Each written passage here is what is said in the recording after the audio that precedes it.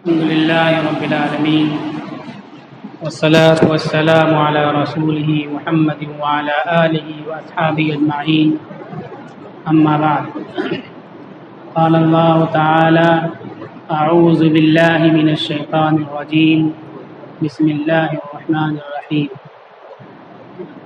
وإذ يرفع إبراهيم القواعد من البيت وإسماعيل ربنا تقبل منا إنك أنت السميع العليم ربنا واجعلنا مسلمين لك ومن ذريتنا أمة مسلمة لك وأرنا مناسكنا وتب علينا إنك أنت التواب الرحيم ربنا وبعث فيهم رسولا منهم يتلو عليهم آياتك ويعلمهم الكتاب والحكمة ويزكيهم إنك أنت العزيز الحكيم وقال تعالى ربنا إني أسكنت من ذريتي بواد غير ذي زرع عند بيتك المحرم ربنا ليقيموا الصلاة فاجعل أفئدة من الناس تهوي إليهم وارزقهم من الثمرات لعلهم يشكرون صدق الله العظيم درود شریف پڑھ لیں اللہم صلی علی محمد النبی الامی وعلی آلہ وسلم تسلیما۔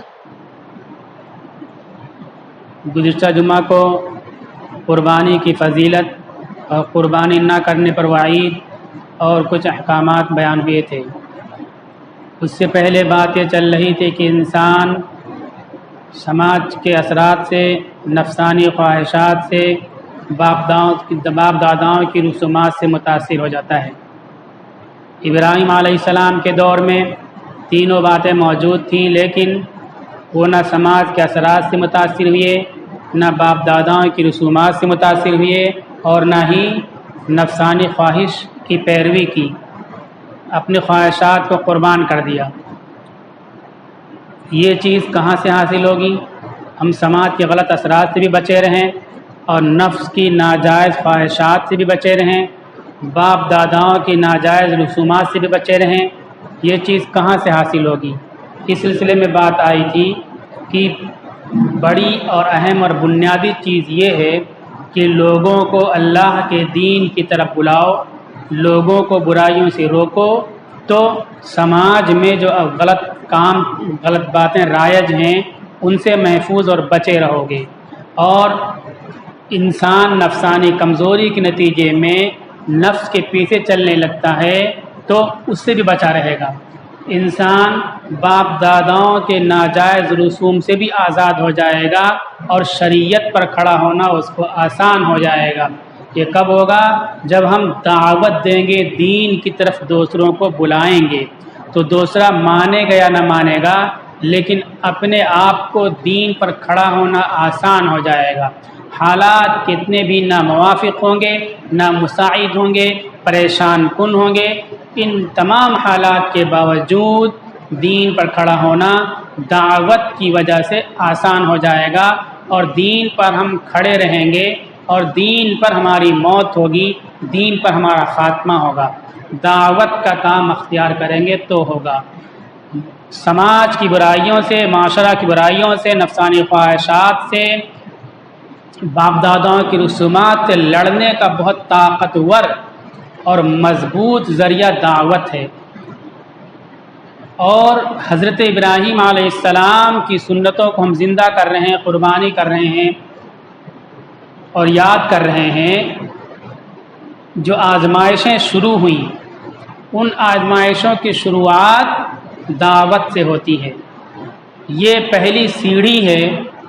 ہم مسلمان ہیں، ہماری ذمہ داری ہے، ہم دین ابراہیمی کے پیروکار ہیں، ذمہ داری ہے کہ ابراہیم علیہ السلام کی سنت کو ہر شخص زندہ کرے اور ملک کے عالم کے تمام باشندوں کو ایک خدا کی طرف آنے کی دعوت دے اور شرک اور بت پرستی سے باز رہنے کی دعوت دے۔ یہ بہت ضروری ہے، اور دعوت دیں گے تو آزمائشیں اور امتحانات بھی آئیں گے۔ 30 امتحانات ابراہیم علیہ السلام کے ہوئے۔ اس کے بعد اللہ تعالیٰ کہتے ہیں کہ جب ابراہیم کو ہم نے آزمایا، آزمائش میں کامیاب ہوئے، تو ہم نے ان کو امام بنایا۔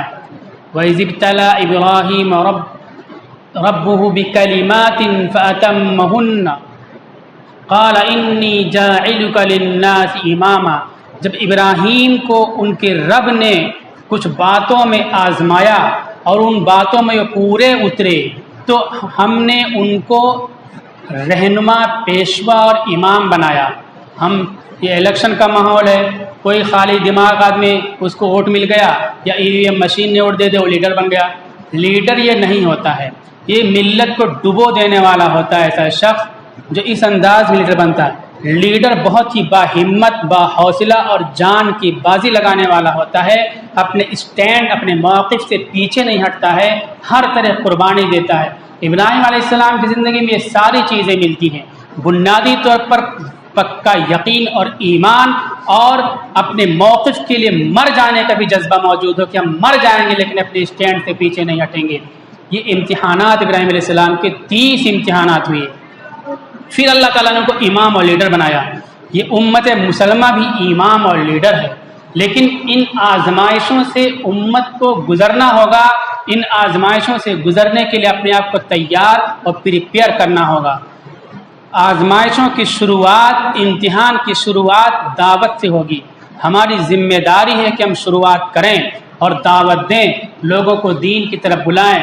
ہم مصروف رہتے ہیں، پڑھائی میں کمزور ہیں، پڑھائی کا وقت نہیں نکال پاتے، تو کم سے کم دوسرے لوگ جو ایمان میں داخل ہوئے ہیں اور ایمان میں داخل ہونے کی وجوہات کو بیان کرتے ہیں، ہم ان کی باتوں کو آگے بڑھائیں۔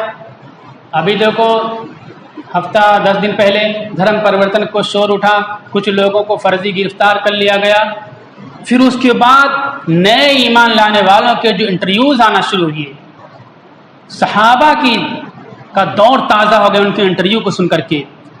ان میں ایسے بھی تھے کہ کہتے ہیں کہ لالچ دے کے ہم کو ایمان میں داخل کیا، میں نے اتنا کروڑ روپیہ خرچ کیا تعلیم کے لیے، مسجد بنانے کے لیے، ہم نے الٹا خرچ کیا، اتنا کروڑ روپے کی جائیداد ہم نے چھوڑ دی ہے ایمان اور اسلام کے لیے۔ ان کے انٹرویوز آئے تو ہم اپنی طرف سے لاجیکل انداز میں بات نہیں کر سکتے ہیں اپنی مصروفیات کی وجہ سے، تعلیم میں کمی کی وجہ سے۔ تو یہ جو دوسرے لوگ ایمان میں داخل ہو رہے ہیں، ان کے انٹرویوز کو، ان کے بیانات کو خوب سوشل میڈیا پر شیئر کریں اور پھیلائیں۔ اس وقت دعوت بہت آسان ہو چکی۔ حج کے موقع، حج کے سلسلے میں اللہ تعالیٰ نے ابراہیم علیہ السلام سے کہا وَأَذِّن فِي النَّاسِ بِالْحَجِّ، لوگوں میں حج کا اعلان کرو، کعبۃ اللہ کی جگہ پہ کھڑے ہو کر کے۔ تو حضرت تفسیر میں آتا ہے حضرت ابراہیم علیہ السلام نے کہا کہ میں کس کو سناؤں گا، یہاں تو کوئی سننے والا نہیں ہے۔ مفسرین کہتے ہیں بولنا آپ کا کام ہے، پہنچانا میرا کام ہے۔ وہاں ایک نقطہ مفسرین نے بتلایا کہ اللہ تعالیٰ نے آئندہ دور میں ایسی چیزوں کی ایجاد کی، اس میں تصور پیش کیا کہ انسان گفا میں ہوگا، پہاڑ کی غار میں ہوگا، گھر میں ہوگا، وہاں کوئی بات بولے گا، دنیا کے دوسرے کونوں میں اس کی بات پہنچے گی۔ آج وہ صورت پائی جا رہی ہے۔ آپ کو بہت بڑے مجمع کی ضرورت نہیں ہے، بہت بڑے اسٹیج کی ضرورت نہیں ہے، کسی بھی داعی کی کتاب رکھیے سامنے اور اس کی ریکارڈنگ کیجئے اور اس کو پیش کیجئے، پوری دنیا میں باتیں جائیں گی۔ اسلام کے خلاف باتیں چلتی ہیں، اس وقت بھی ہم کو اپنے دماغ اور دل سب چیز کو حاضر رکھ کر کے بات کرنی ہوگی۔ اشتعال میں، غصے میں، اریٹیشن میں آ کر کے الٹی سیدھی غیر منطقی ان لاجیکل بات نہیں کرنی ہوگی۔ ابراہیم علیہ السلام ایسے موقعوں کی تلاش میں رہتے تھے کہ کب بھیڑ اکٹھا ہو جائے، مجمع اکٹھا ہو جائے، پھر میں ثابت کر دوں کہ تمہارا یہ پوجا، تمہارے معبود باطل ہیں، عبادت صرف ایک اللہ کی ہوگی۔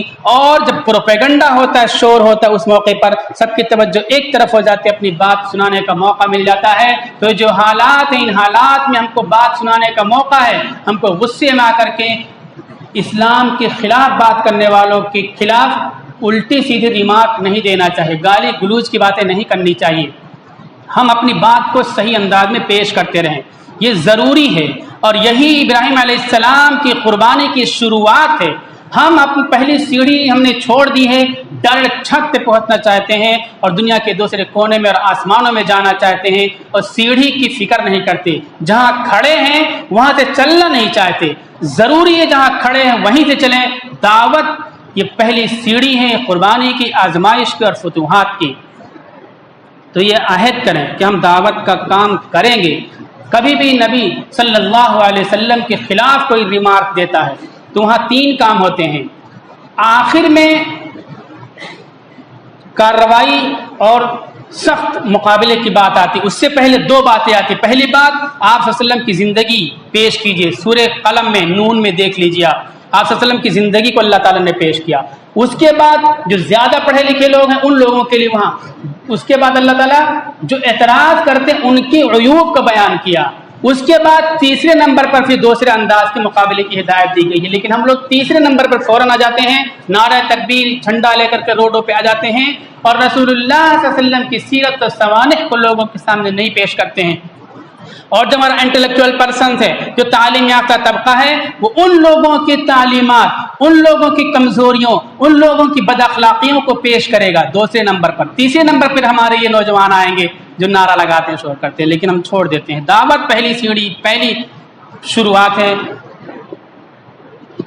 آج کے خطبے میں ابراہیم علیہ السلام کے حوالے سے ہی ہم بات پیش کریں گے. پہلی چیز کیا تھی؟ ماحول کے اثرات سے، سماج خاندانی رسومات سے آزادی کے لیے، نفسانی خواہشات، ناجائز خواہشات سے لڑنے کے لیے پہلی چیز کیا تھی؟ یاد رکھیے کیا تھی؟ دعوت. آپ دعوت دیں گے، دین کی طرف بلائیں گے، بت پرستی سے روکیں گے تو آپ بت پرستی سے بچیں گے، نہیں روکیں گے تو نہیں رک سکتے ہیں. آپ ایمان پر کھڑے رہیں گے. پہلی چیز ابراہیم علیہ السلام کی. دوسری چیز، غلط ماحول سے نکلنا ہے، الگ جانا ہے. آپ نوجوان ہیں، باہمت ہیں، باحوصلہ ہیں، سمجھدار ہیں، بات کر سکتے ہیں، فیس کر سکتے ہیں، بات کرتے رہیے، جمے رہیے، ٹکے رہیے. بچے آپ کے ان ماحول سے متاثر ہو سکتے ہیں. بچے مقابلہ نہیں کر سکتے ہیں، عورتیں مقابلہ نہیں کر سکتی ہیں. ان کو اس غلط ماحول سے نکال کر کے پاکیزہ ماحول میں پہنچائیے. ہم یہ جو حضرت ہاجرہ، حضرت اسماعیل علیہ السلام کو بے آب و گیا میدان میں چھوڑا، وہاں سے نتیجہ نکال کر کے آپ کے سامنے پیش کر رہے ہیں. چونکہ ماحول مشرکانہ تھا، اللہ کا حکم تھا کہ ان کو بے آب و گیا میدان میں چھوڑ دو. اللہ کی طرف سے ابراہیم علیہ السلام کی آزمائش تھی کہ اللہ کے حکم سننے کے بعد اپنے بال بچوں کو چھوڑ سکتے کہ نہیں چھوڑ سکتے، یہ آزمائش تھی. لیکن اس کا دوسرا جو اینگل ہے، دوسرے زاویے سے جب دیکھیں تو یہ چیز سمجھ میں آتی ہے کہ جو حالات سے متاثر ہو سکتے ہیں ان کو ان غلط ماحول سے نکال کر کے پاکیزہ ماحول میں پہنچایا جائے. جو ہم نے آیت تلاوت کی، اس آیت میں ابراہیم علیہ السلام اللہ تعالیٰ سے یہ کہتے ہیں ربنا انی اسکنت من ذریتی بواد غیر ذی زرع، اے میرے پروردگار، میں نے اپنے بچوں کو ایک ایسی وادی میں جہاں اگتا نہیں ہے کچھ، آپ کے گھر کے پاس ٹھہرا دیا ہے. کیوں ٹھہرا دیا ہے؟ دنگا ہو رہا تھا، فتنہ ہو رہا تھا، لوگ بائیکاٹ کر رہے تھے، اس لیے نہیں. ربنا لیقیموا الصلاۃ، اے میرے پروردگار، ہم نے جو اپنے بچوں کو نکالا ہے، اپنی بیوی کو شہر سے ہٹایا ہے، بے آب و گیا میدان میں چھوڑا ہے لا کر کے تیرے گھر کے پاس، لیقیموا الصلاۃ، تاکہ وہ نماز قائم کر سکیں، تیرے دین پر کھڑے ہو سکیں، تیرے دین پر عمل کر سکیں. اس غلط ماحول میں رہیں گے، غلط سماج میں رہیں گے، غلط سنگت ملے گی تو ہو سکتا ہے دین پر کھڑا ہونے میں دشواری ہو جائے. اس لیے ہم نے اپنے بچوں کو پاکیزہ ماحول میں تیرے گھر کے پاس لا کر کے چھوڑا ہے، لیقیموا الصلاۃ، تاکہ نماز قائم کرے. اس سے پتہ چلا کہ ہم سماج کے غلط اثرات کو روک نہیں سکتے ہیں، بول نہیں سکتے ہیں، تو ضروری ہے کہ پاکیزگی کے لیے، سماج کے غلط اثرات سے محفوظ رہنے کے لیے پاکیزہ ماحول میں پہنچیں، اپنے بال بچوں کو پہنچائیں. اب یہ تو ہو گئی دین پر کھڑا کرنے کی ایک کوشش کہ پاکیزہ ماحول میں پہنچا دیا جائے. اب بچوں کے تعلق سے ماں باپ کی ایک دوسری ذمہ داری، پہلی ذمہ داری یہ کہ دین پر کھڑا کرنے کی ہر کوشش کریں. ان میں ایک کوشش تھی غلط ماحول سے نکالیں، لیکن ہم لوگ کیا کرتے ہیں؟ اپنے بچوں کو بڑی بڑی فیس دے کر کے غلط ماحول اسکولوں میں داخل کر دیتے ہیں. اسکول کیا ہیں؟ بہت اہم چیزیں ہیں، بہت اہم جگہیں ہیں، لیکن کیا اس میں دین پڑھایا جاتا ہے؟ دین سے جوڑا جاتا ہے؟ بالکل نہیں جوڑا جاتا.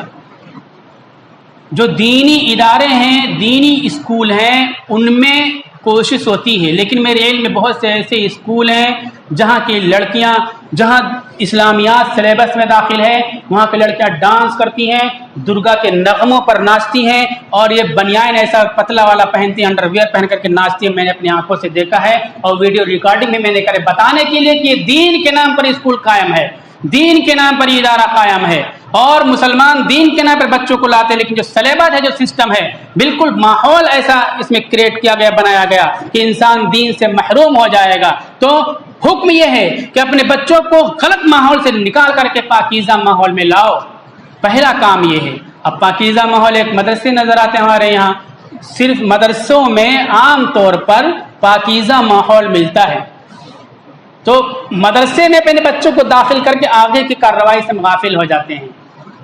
مدرسے کو روزگار کا راستہ سمجھ لیا ہم نے کہ بچہ وہاں سے فارغ ہوگا، مسجد میں امام بن جائے گا اور ایک پروفیشن سے جڑ جائے گا۔ مدرسے پروفیشن کی جگہ نہیں ہے، مسجد روزگار کی جگہ نہیں ہے، دین بچانے کے لیے، دین سیکھنے سمجھنے کے لیے۔ اب اس کے بعد ہماری ذمہ داری یہ بنتی ہے کہ مدرسے میں دین سیکھا، کہیں بھی دین جا کے اس نے سیکھا، تو پھر اب روزگار کی لائن بھی ماں باپ جمائیں، فکر کریں۔ ابراہیم علیہ السلام دعا کرتے ہیں فَجَعَلْ أَفْئِدَةً مِّنَ النَّاسِ تَهْوِي إِلَيْهِمْ، یا اللہ ان کی طرف لوگوں کے دلوں کو موڑ دیجئے، پھیر دیجئے، ان کی طرف متوجہ ہو جائیں۔ وَارْزُقْهُم مِّنَ الثَّمَرَاتِ لَعَلَّهُمْ يَشْكُرُونَ، اور ان کو پھلوں سے روزی دیجئے تاکہ یہ شکر ادا کریں۔ انسان جب آسودہ ہوتا ہے، آسودگی سے پہلے دینداری اس کے اندر ہوتی ہے، دینداری ہو پھر آسودگی ہو تو بہتر انداز میں اللہ کا شکر ادا کرتا ہے اور دین پر کھڑا رہتا ہے، دین کا کام کرتا ہے۔ انسان اگر روزگار سے پریشان ہے، مالی مشکلات کا شکار ہے، اللہ کے رسول صلی اللہ علیہ وسلم نے ارشاد فرمایا کفا یکاد الفقر ان یکون کفرا، کہ غریبی، فقر اور افلاس ایسی چیز ہے کہ اس کی وجہ سے انسان کافر ہو سکتا ہے، ایمان سے محروم ہو سکتا ہے۔ سورہ قریش میں اللہ تعالیٰ کہتے ہیں کہ انسان اور بہترین سماج کے لیے جو چیز ضروری ہے بنیادی طور پر وہ یہ کہ انسان کے دل و دماغ میں خوف نہ ہو اور بے روزگاری نہ ہو۔ جب بے روزگاری نہیں ہوگی تو دین پر بہتر طور پر انسان کھڑا ہو سکتا ہے، اس لیے ہم کو اس کی بھی فکر کرنی چاہیے۔ بچوں کی دینی تعلیم و تربیت، اسی کے ساتھ ان کے بہتر روزگار کی فکر کرنی چاہیے۔ ابراہیم علیہ السلام نے یہ کیا۔ ابراہیم علیہ السلام بچوں کی کیسی فکر کرتے ہیں، ہمارے لیے آئیڈیل ہیں، آدرش ہیں۔ قرآن نے تفصیل کے ساتھ بیان کیا، اور عید الاضحیٰ کا جو تہوار دیا ان تمام باتوں کو زندہ اور تازہ کرنے کے لیے کہ مسلمان کبھی لڑکنے نہ پائیں اور کبھی گڑھے میں گرنے نہ پائیں۔ بڑی ذمہ داری یہ ہے کہ اولاد اور بچوں کی فکر کی جائے۔ ابراہیم علیہ السلام، اسماعیل علیہ السلام کعبہ کو بنا رہے ہیں، پہاڑ سے پتھر لاتے ہیں، پہاڑ سے اپنے ہاتھ سے پتھر اٹھا کے لاتے ہیں اور دیوار کو بناتے ہیں۔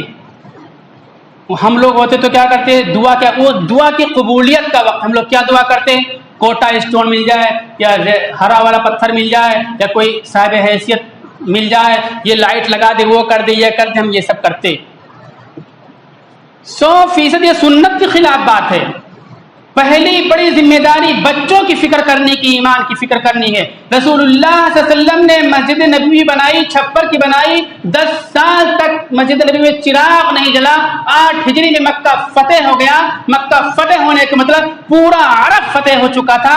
کیسر و کسریٰ سے آنکھیں ملا رہے تھے۔ 30,000 صحابہ ایران کی سرحد پر کھڑے ہوئے تھے، 3 لاکھ ٹرینڈ آرمیز کے سامنے، اتنے بڑے فاتح بن چکے تھے، لیکن مسجد میں چراغ نہیں جلا۔ 10 ہجری میں تمیم داری نے چراغ جلائی، لیکن اس 10 سال کے اندر، 8 سال کے اندر ایسی محنت کی بچوں پر، پبلک پر، انسانوں پر، کہ اسی مکہ کو فتح کر لیا جہاں بے سہارا ہو کر کے نکلے تھے، دنیا کی سپر طاقتوں سے آنکھیں ملانے لگے تھے۔